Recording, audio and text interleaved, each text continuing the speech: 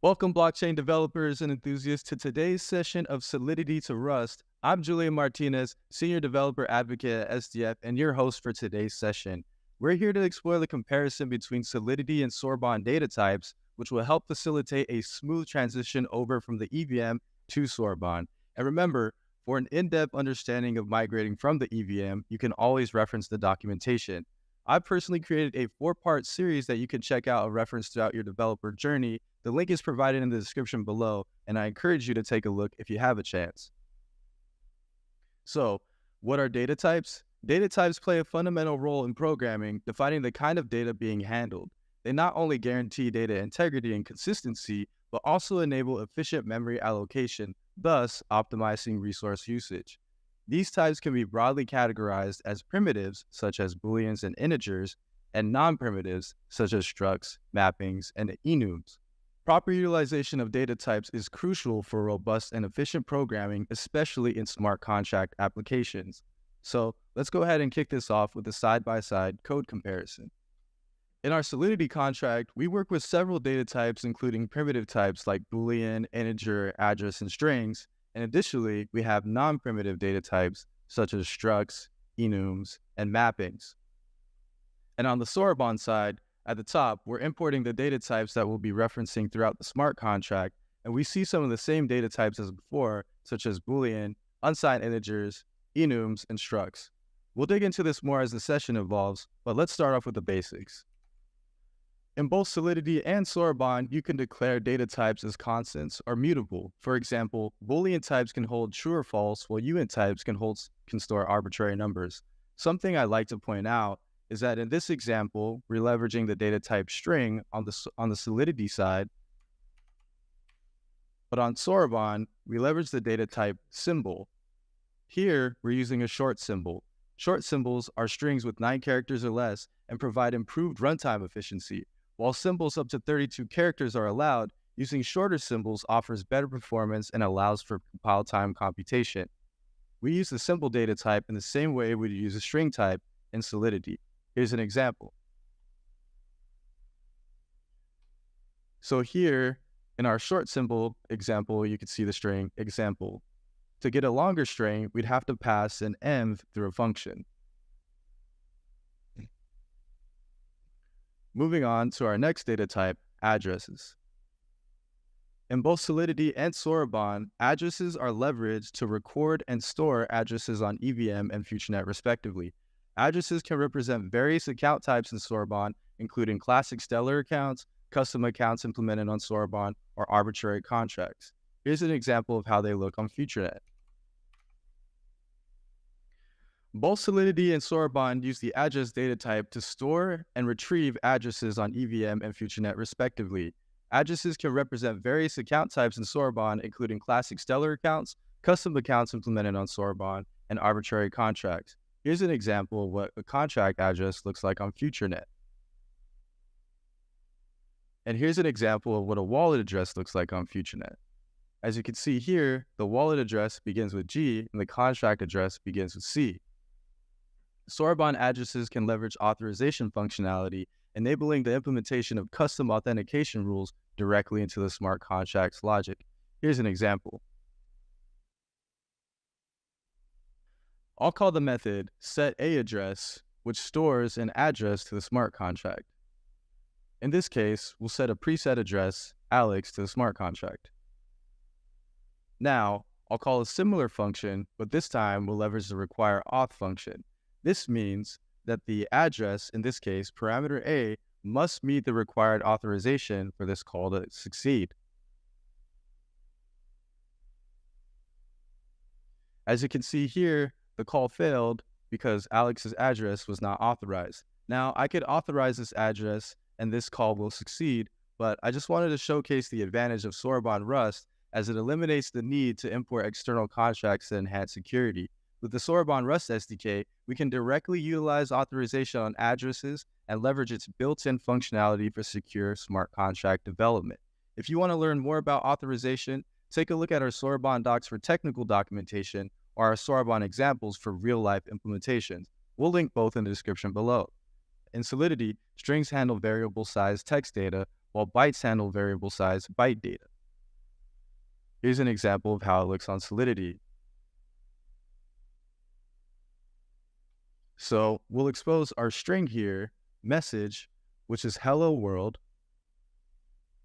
We'll then transform that string into a dynamic bytes value, and then we'll transform that dynamic bytes value into a fixed bytes value. So as you can see here, we transform this dynamic bytes value into a fixed bytes value of 32 bytes. Here's how this looks on Soroban. Similarly, we have the string hello world. We'll transform that into its bytes value, and then we'll transform that into its fixed bytes value.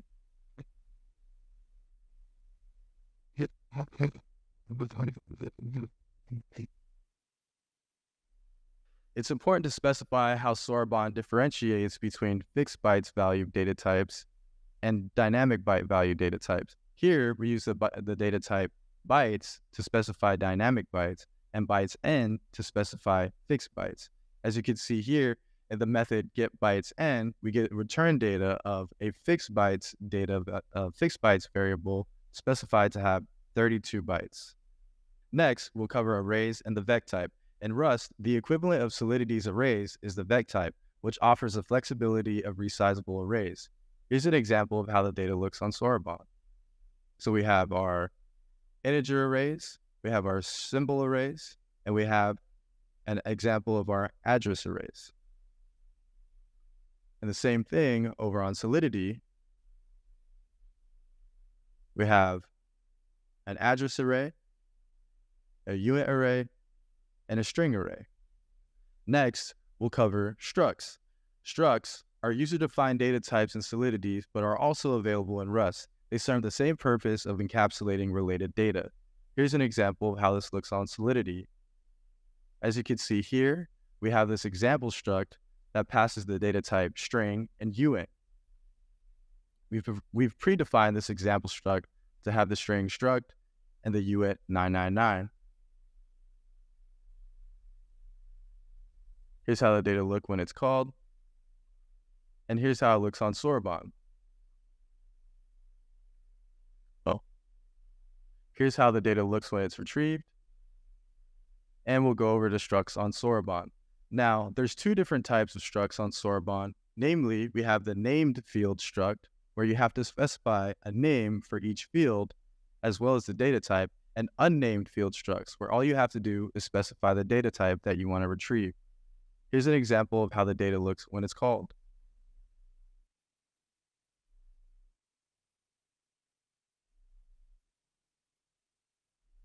So to reference the data that's in the field name, all we have to do is reference the name field. Similarly, all we have to do to reference the field amount is reference the amount name. So I'll go ahead and get that data. We have struct and we have 999. On our unnamed field, we have to reference the slot where the data lives. So here we have slot 0 and slot 1. So we have struct 2 and 777. Structs are great because you can store different data types in one object, making for a dynamic coding experience. Next, let's move on to enums. Enums are valuable for managing states and simplifying conditional logic. Enums enable the definition of custom data types with a finite set of values. Let's go ahead and check out how enums look on Soroban. I'll go ahead and initialize this example enum with an address, another address, a uint, and a symbol. Let's go ahead and retrieve that data.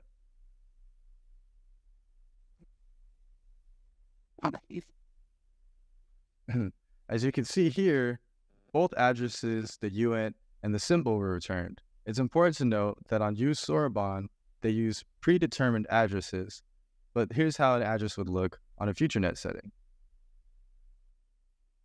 One cool thing about enums on Soroban is that they come in two different types. Here, we're working with a unit and tuple type enum, where we can actually store different data to different slots within these, the enum. For example, if we reference C, we're going to go ahead and pass a U32 as a key and then go ahead and retrieve a value. Here's an example.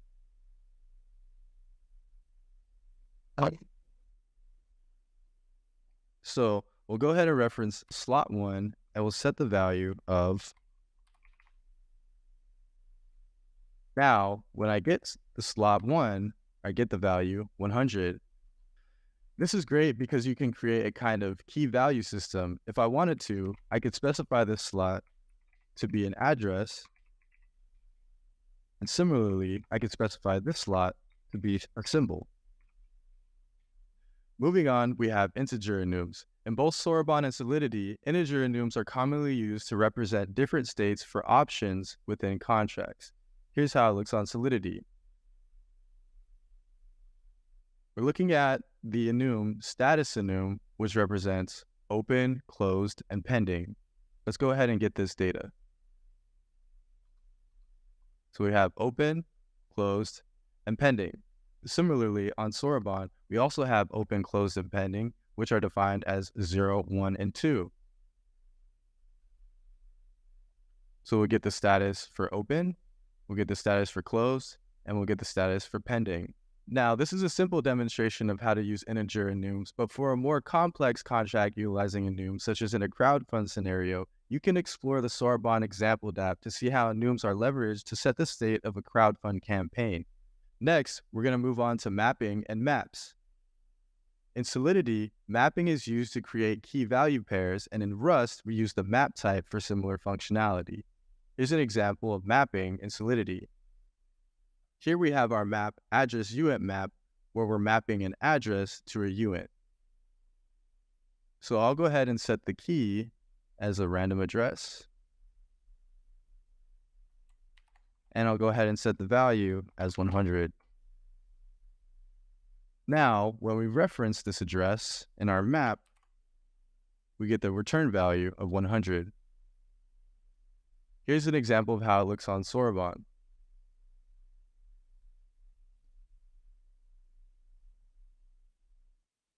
In this get map method, we're creating a map that takes in the key of an address and the value of a uint.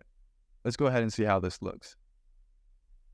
We're going to define the address as Alex, the value of 100, key 2 as Bart, and the value as 200.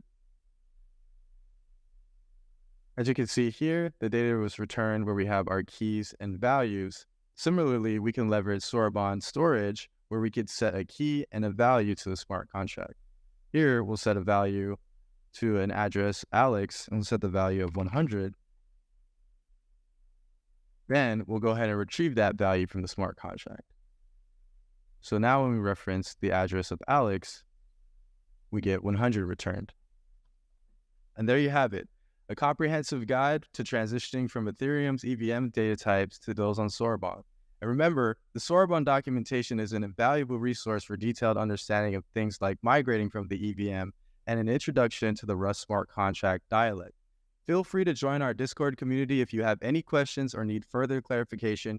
You can reach me at the godhand #0021, and don't forget to explore the Soroban example contracts, which offer real-life implementations to help you fully leverage Soroban's capabilities. Until next time, happy coding.